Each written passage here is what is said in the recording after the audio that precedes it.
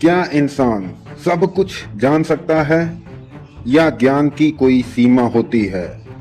दोस्तों, इस वीडियो में हम इस मिस्टीरियस सवाल का जवाब खोजने की कोशिश करेंगे। क्या हर सवाल का जवाब संभव है या कुछ ऐसे राज हैं जो कभी समझ में नहीं आ सकते?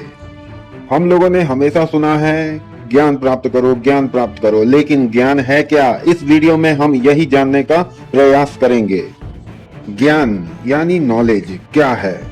दोस्तों, हम जिस वर्ल्ड में रहते हैं उसे समझने के लिए ज्ञान की आवश्यकता होती है, लेकिन असल में ज्ञान की परिभाषा क्या है?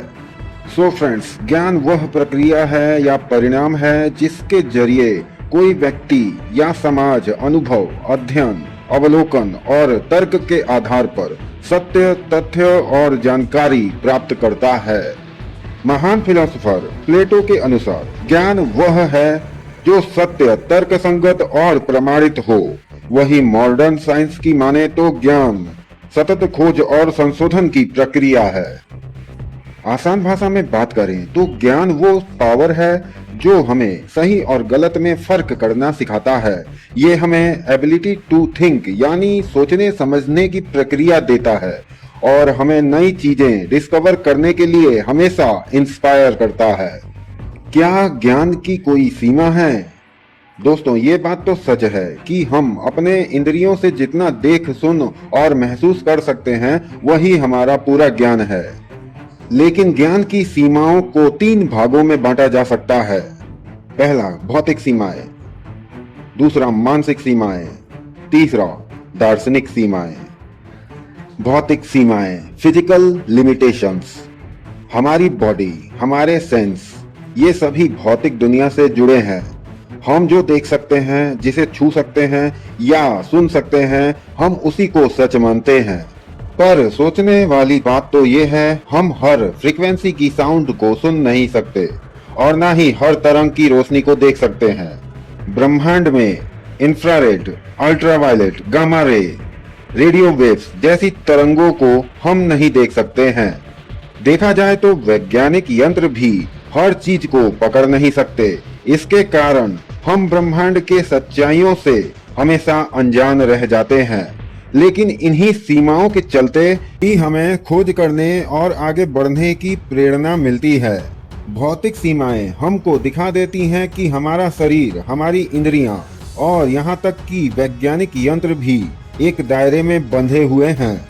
हम ना तो अनंत को पूरी तरह से समझ सकते हैं और ना ही शून्य को पूरी तरह से समझ सकते हैं।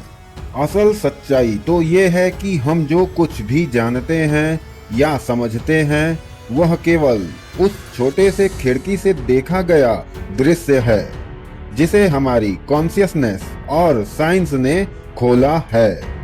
मानसिक सीमाएं, मेंटल लिमिटेशंस।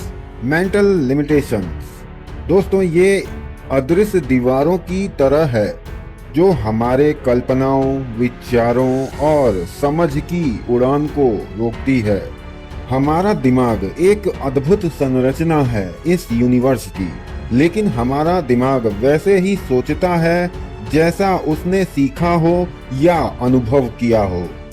उदाहरण के लिए, हम उन विचारों को बिल्कुल भी नहीं पकड़ पाते जो हमारे ज्ञान और भाषा के बाहर हो। आसान भाषा में बात करें तो एक मछली जिसने तालाब में जन्म लिया हो वो समुद्र की कल्पना नहीं कर सकती। ठीक ऐसा हाल हम मनुष्यों का भी है ब्रह्मांड को लेकर। दोस्तों, देखा जाए तो मानसिक सीमाएं स्थायी तो बिल्कुल नहीं होती। जब हम नया पढ़ते हैं, नया सोचते हैं या खुद को नई दिशा में मोड़ने का प्रयास करते हैं या खुद को नई सोच के सामने खोलते हैं तो ये सीमाएं थोड़ा और पीछे हट जाती हैं। और लास्ट में दार्शनिक सीमाएं, फिलोसॉफिकल लिमिटेशंस। जब ज्ञान, तर्क, भाषा और अनुभव उत्तर देना बंद कर देते हैं तो वहां से दार्शनिक सीमाएं जन्म लेती हैं। ज्ञान की पहुंच हमारे देखने, सोचने और बोलने की क्षमता तक सीमित रहती हैं। दोस्तों, भाषा हमारी सोच की सीमा बन जाती है क्योंकि जो बातें हम नहीं कह सकते उन्हें किसी और को समझाना और भी कठिन होता है। हमारी बौद्धिक क्षमताएं भाषा की सीमा से बंधे हैं। आसान भाषा में बात करें तो तर्क भी हर प्रश्न का उत्तर नहीं दे सकता। तो यही है फिलोसॉफिकल लिमिटेशन। दोस्तों, उम्मीद है ये वीडियो आपको अच्छा लगा होगा। अगर ये वीडियो आपको अच्छा लगा तो इस चैनल को सब्सक्राइब करें और वीडियो को लाइक करें। मिलते हैं नेक्स्ट वीडियो में। जय हिंद।